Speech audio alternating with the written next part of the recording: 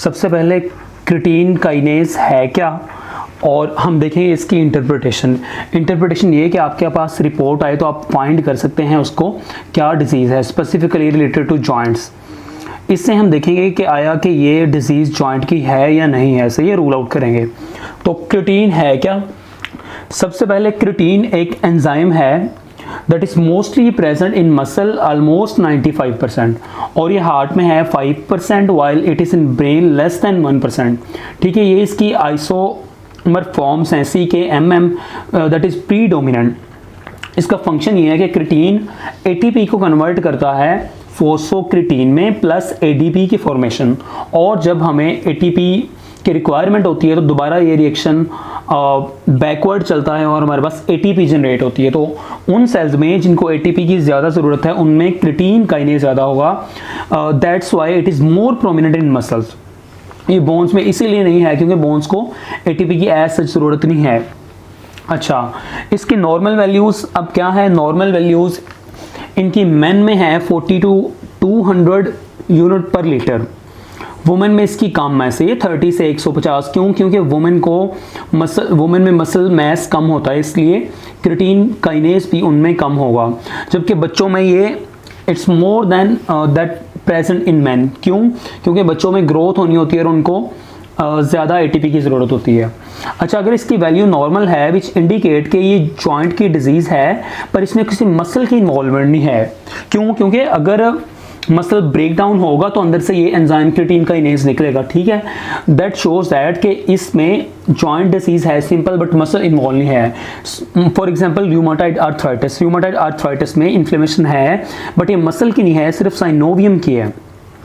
अच्छा, अगर इसकी वैल्यू ज़्यादा है मतलब मॉडरेटली इंक्रीज है तो ये हो सकती है पोलियोमायोसाइटिस, डर्मोमायोसाइटिस या ड्रग इंड्यूस्ड मायोपैथी।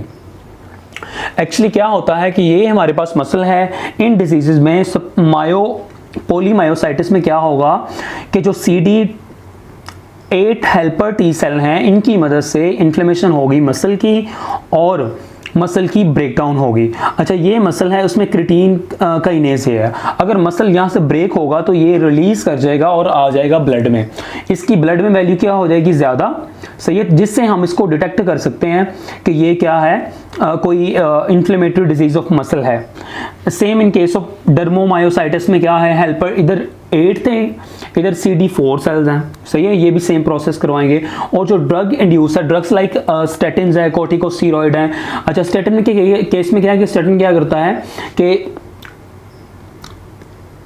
लिपिड्स की फॉर्मेशन को कम कर देता है, सही है, कोलेस्ट्रॉल कम कर देता है, लिपिड कम कर देता है।